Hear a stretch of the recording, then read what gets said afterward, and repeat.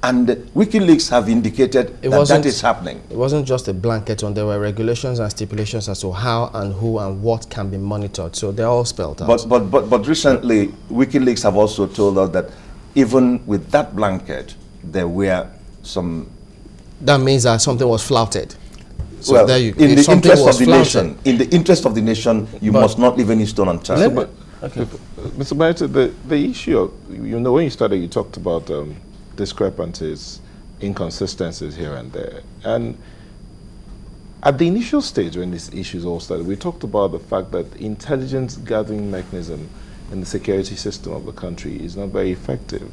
How do you think it's been? I mean, if we're still having these issues of discrepancies and the security apparatus hasn't come up with anything concrete or pictures to show, say, this is what it is, do you still think we're in that stage, or have we moved? No, we are not. You have to understand that at some point in this country, our intelligence was very effective.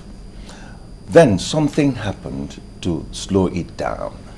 And if there is no effective intelligence, the Department of State Security would not have been able to show us 5 suspects regarding the Nyanya bombing.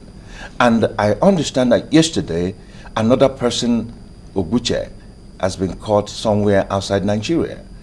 That is intelligence for you. So Nigerian security agencies have upped their intelligence in terms of human capacity. What they are not telling us is the number of people they lost trying to infiltrate the organ called Boko Haram.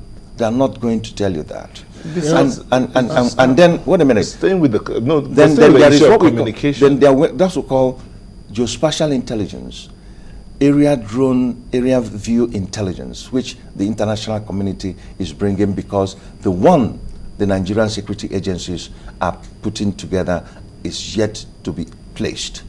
So there is additional need for greater improvement, in my view. You see, you said something about the way they upload videos, a question shall I post to you, where they upload the videos to the internet. That means there's a signature. Each time a video is uploaded, there's a signature that is given out. And you say the intelligence apparatus is working. Is the domain in Nigeria? Is the hosting in Nigeria? So when it comes to cybersecurity, I'm not an expert in that.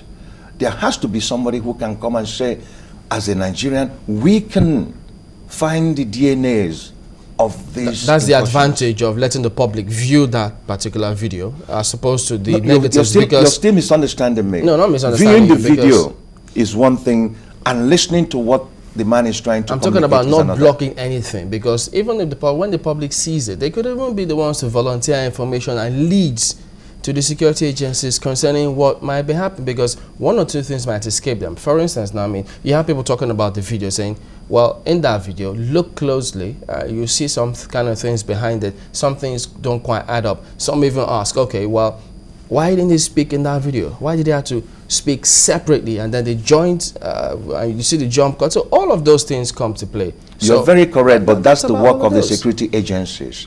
But when you are showing to the Nigerian public, you allow them to hear whatever rubbish the leader of Boko Haram is saying, but you do not allow them to see those languages that is just, making with those sign languages. Assuming I'm telling you for a fact. No, I'm telling you for a fact. Assuming there were languages. When it comes to your trade, I would defer to you, Chamberlain.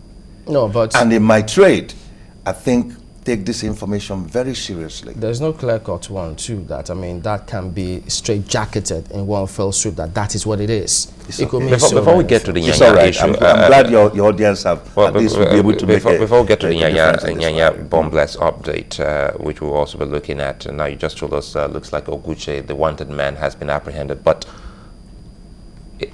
the video you saw, was that Shekau? Well, the issue of the video being Shekau have been discussed by the spokesperson for the Department of State Security.